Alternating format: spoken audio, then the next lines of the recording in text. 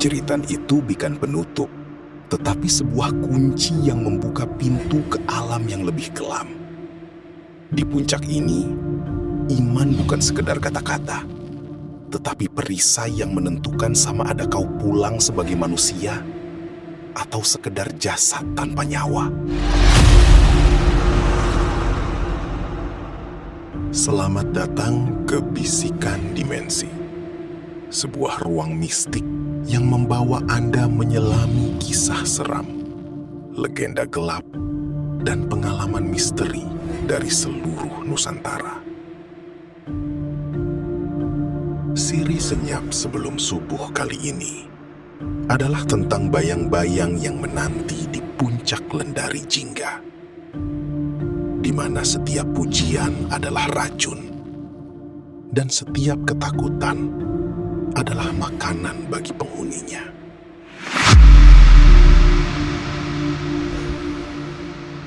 Aiman tidak berganjak, walaupun jeritan wanita itu merobek kesunyian puncak.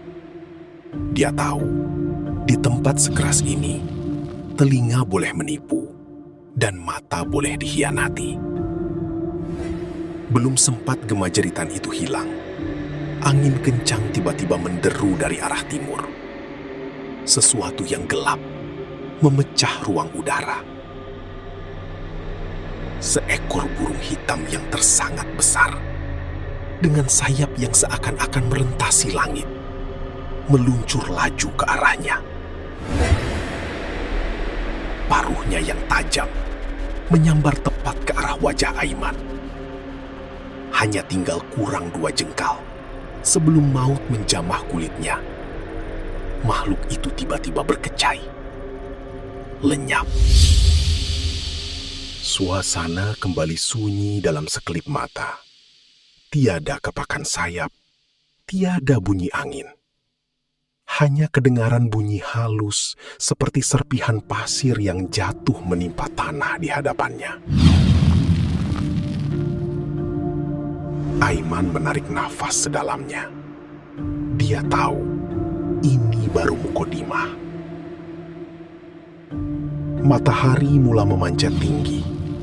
Puncak Lendari Jingga yang gondol mula terasa membakar. Aiman memutuskan untuk turun sedikit ke bawah, mencari perlindungan di tapak perkemahan kedua. Di situ, alam lebih memihak kepadanya. Teduh, dengan sebuah gua kecil yang terselindung di sebalik akar-akar besar, dan sebuah sungai kecil yang mengalir jernih. 2 hari sudah Aiman di sini. Di dalam gua itu, dia berehat. Dia mengisi perut sekadarnya, membersihkan diri, dan kembali tenggelam dalam lautan zikirnya. Di sini, dia hanyalah seorang hamba yang sedang bertarung dengan egonya sendiri, menundukkan setiap helah nafsu yang coba memberontak dalam kesunyian. Malam kembali bertahta. Kali ini, bulan mengambang penuh, memancarkan cahaya perak yang pucat ke atas hutan. Selepas menunaikan sholat Isya, suasana di dalam gua itu berubah secara drastik. Bunyi unggas yang tadinya rancak, tiba-tiba mati. Sesuatu yang mencurigakan sedang mendekat. Aiman yang sedang duduk bersila di dalam gua, melihat satu sosok muncul di pintu masuk. Jantungnya berdegup kencang, namun kolbunya dipaksa untuk terus tenang. Makhluk itu menyerupai manusia, tetapi tubuhnya dilitupi bulu hitam yang lebat dan kasar. Kepalanya bukan kepala manusia, melainkan seekor serigala dengan mata merah menyala yang seolah-olah terbakar di dalam kegelapan. Tingginya mencecah 10 kaki, tunduk sedikit karena kepalanya hampir mencecah siling gua. Ia mendengus, air liurnya menitis ke lantai gua. jelas menunjukkan ia sedang kelaparan mencari mangsa. Aiman segera menutup mata. Ilusi, ini hanya permainan Linda, bisiknya di dalam hati. Dia mendiamkan diri, membiarkan zikir terus bergema di dalam dada. Apabila dia membuka mata semula, makhluk itu sudah hilang. Lega? Tidak. Aiman mulai merasa tidak sedap hati. Matanya meliar mencari ke arah luar gua. Namun tidak apa-apa di sana. Tanpa dia sadari, di dalam kepekatan bayang-bayang di belakangnya, sosok itu sebenarnya sedang berdiri tegak. Jarak mereka tidak sampai 2 kaki. Keadaan menjadi tersangat sunyi, sehingga Aiman dapat mendengar bunyi nafasnya sendiri. Peluh dingin mula membasahi dahi. Dia masih tercari-cari di hadapan, sehinggalah dia merasakan sesuatu yang panas dan melekit menitis di bahunya. Bau hamis darah dan bangkai menusuk hidung. Itulah air liur sang makhluk. Secara refleks, Aiman menunduk serendah mungkin. Tepat ketika tangan besar bermata kuku tajam itu coba menekuk kepalanya. Dengan satu gerakan yang pantas, tangan Aiman yang memegang pisau kecil terus menghujam ke arah perut makhluk tersebut. Satu raungan ngeri yang mampu memecahkan gegendang telinga bergema di seluruh pelusuk gunung. Namun, sebaik saja gema itu hilang, segalanya kembali sepi. Tiada lagi sosok setinggi 10 kaki. Tiada manusia serigala. Apabila Aiman melihat tangannya, ia bersih. Tiada darah, tiada kesan luka. Hanya sepi yang kembali menggigit. Aiman segera keluar ke sungai. Dia membersihkan diri, mengambil wudhu yang baru, dan kembali duduk berzikir untuk menenangkan jiwanya yang sempat bergetar. Dalam hening malam yang semakin tua, seorang lelaki tua berbaju putih bersih muncul secara tiba-tiba di tebing sungai. Wajahnya tenang, memancarkan aura orang alim yang penuh dengan cahaya. Wahai orang muda, apa yang membuatkan kau sanggup datang sejauh ini ke tempat sepi begini? Tanya orang tua itu dengan suara yang sangat merdu. Aiman hanya diam. Dia tidak menjawab, hanya memerhati. Orang tua itu tersenyum dan menyambung. Kau punya hati yang sangat bersih. Jarang aku temui pemuda yang punya ketaatan sepertimu. Kau hebat, Aiman. Ilmu yang kau miliki ini sudah cukup untuk menundukkan banyak makhluk di gunung ini. Pujian itu mengalir seperti madu. Aiman terdiam sejenak.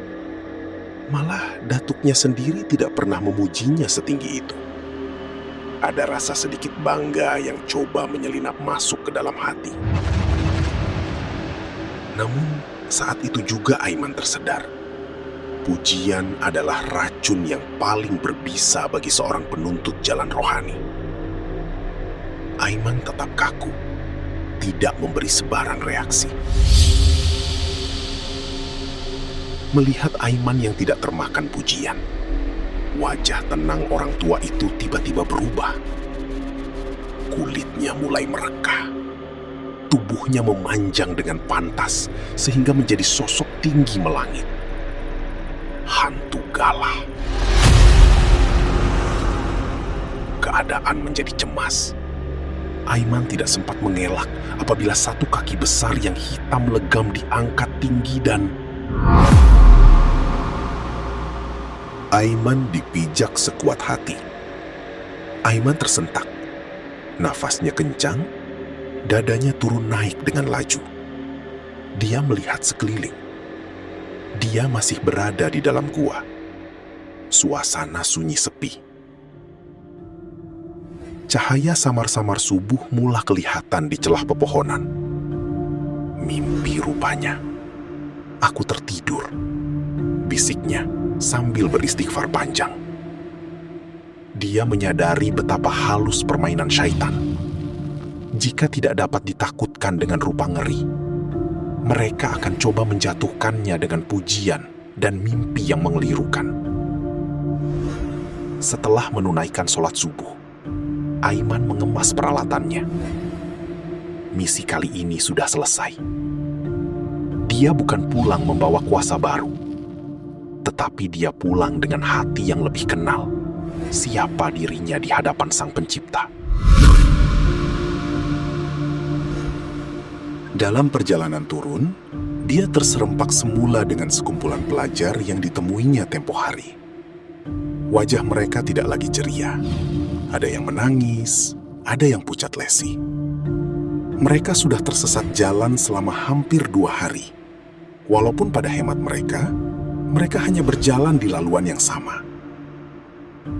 Aiman menghampiri mereka, memberikan bekalan air dan sedikit makanan yang berbagi. Dia mendengar cerita mereka, tentang bagaimana mereka melihat jalan yang berpusing-pusing, tentang suara-suara yang memanggil nama mereka dari celah semak, dan tentang ketakutan yang tidak masuk akal. Aiman hanya mendengar dalam diam. Dia membantu mereka mencari jalan keluar, memimpin kumpulan itu turun ke kaki gunung dengan selamat. Bagi para pelajar itu, Aiman adalah penyelamat. Namun bagi Aiman, mereka adalah cermin bahwa gunung ini tidak pernah memaafkan mereka yang datang tanpa adab dan kesadaran. Sebelum berpisah di kaki gunung, Aiman hanya menitipkan satu pesan ringkas. Jangan terlalu yakin dengan apa yang mata kau lihat, dan jangan terlalu sombong dengan apa yang telinga kau dengar. Kadang-kadang, musuh yang paling besar bukan yang berdiri di depan mata, tapi yang bersembunyi dalam rasa bangga di dalam dada. Gunung Lendari Jingga kembali tenang. Warnanya perlahan-lahan berubah menjadi jingga semula saat matahari mula condong. Ia tetap di situ, menunggu siapa lagi yang berani datang untuk diuji kolbunya. Sehingga kita bertemu lagi dalam dimensi yang seterusnya. Bisikan dimensi.